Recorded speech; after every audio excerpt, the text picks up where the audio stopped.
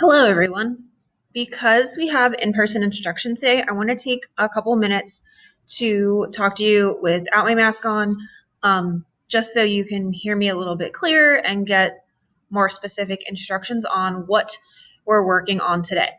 So we know that tomorrow we have a Socratic seminar. So this is our first one together. It's not a high pressure situation.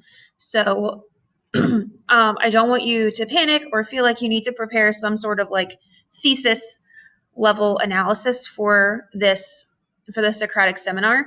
I do want us to come prepared to talk about the text Pygmalion, to talk about the film My Fair Lady, and then to introduce any other texts we think are relevant to to the questions that are posed. So we are going to consider 5 essential questions for this particular Socratic seminar. And they are: what and how do other texts and media share ideas or themes of the play? So in order to answer this question, you need to first decide what is the theme of the play. And so when we talk about the play, we're talking about this, like the book version. The modality of this text is a play, not a novel, not fiction. It's a play. So we want to think about the theme of the play, and then you can connect it to the theme of the film, any other works that you think have the same theme. The second question I want you to think about today is, how does Eliza represent people from poor communities today? So what is it about her that makes her a relatable character, that makes her a character that can transcend time? So why, even though this book is about, England in the 1900s, why are we checking out this book? Why are we looking at it? What is it about Eliza and about Higgins that we can apply to life? The third question we're looking at is, how can language affect how we view others, and in what ways? So we know from the play that Higgins views people who speak a certain way as less than or like not worthy. So we need to think about that. And in an effort to help you with that, I've provided a couple extra resources. They're here in this like homework assignment. There are 3 additional texts you can look at that I've provided. You can also look at things on your own. These texts are specific to African American Vernacular English, which is a recognized dialect of Standard American English. So the first one is a James Baldwin essay. It's called "If Black English Isn't Language, Then Tell Me What Is." And this is an argument for why Black English should be considered its own language. There's also information on Ebonics, which was a huge push in the 70s and 80s to get students from low-income families, specifically in Oakland, to get them more services to learn how to use standard American English. And then there's also this spoken word poem from Jamila Scott called 3 Ways to Speak English. And there's a video and there's also a transcript if you want to follow along with the words. These different texts will help you answer this third question. They are optional, okay?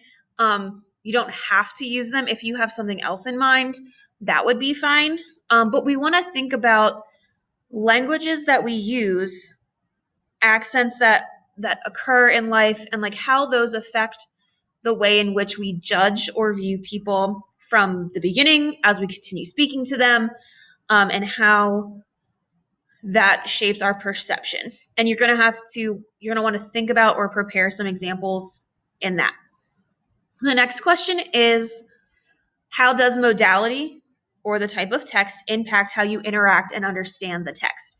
So we want to think about what reading the play was like, what maybe you listened to the play, like I suggested, what that was like, how watching the film, what that was like, and even these other, essays and articles and spoken word poems or videos, how all of those different types of texts, how they change how we understand the text.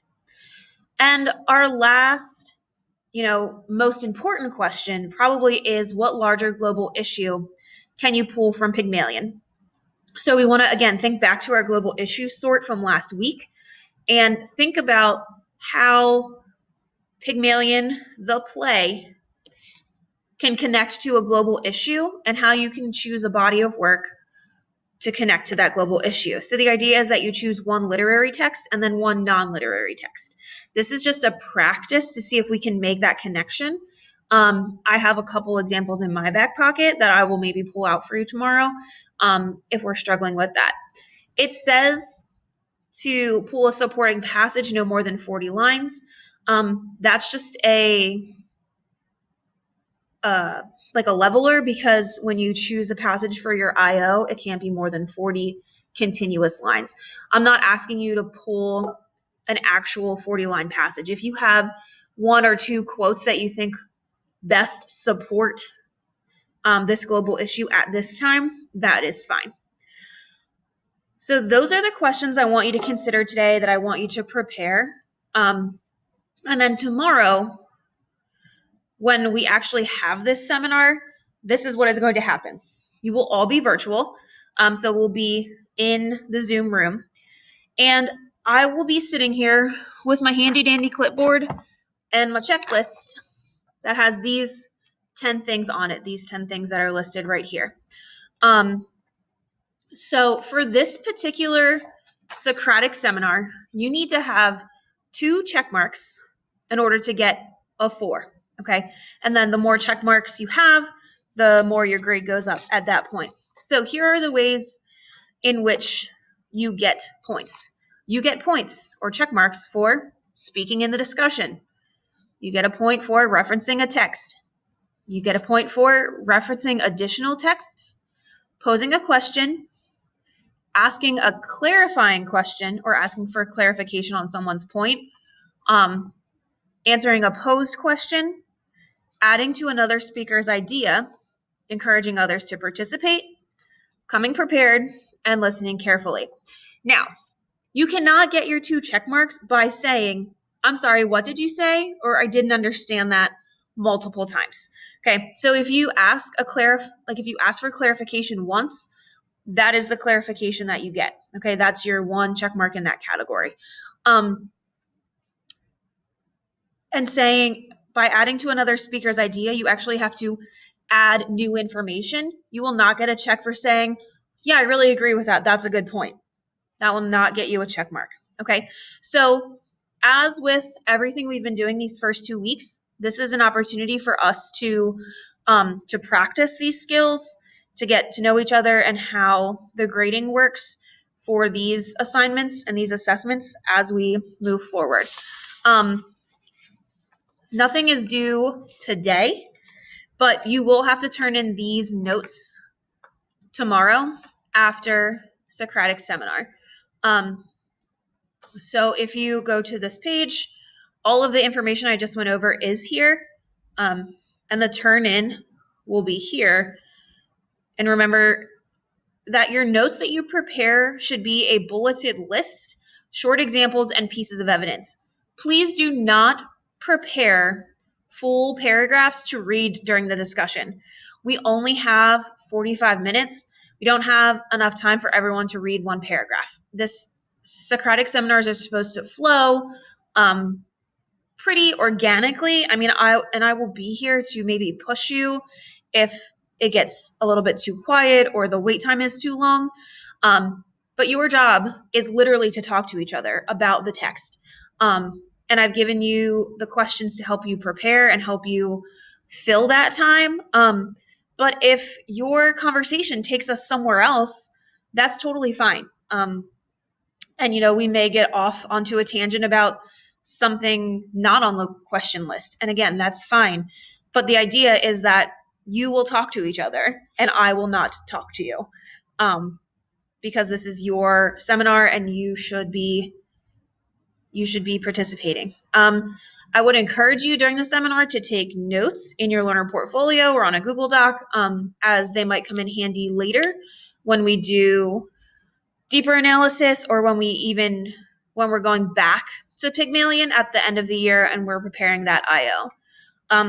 Obviously, if you have questions during today's work period, I will be available either to you in person or via Zoom chat, or you can ask questions. But this is where we're headed, and this is what we're working on this week.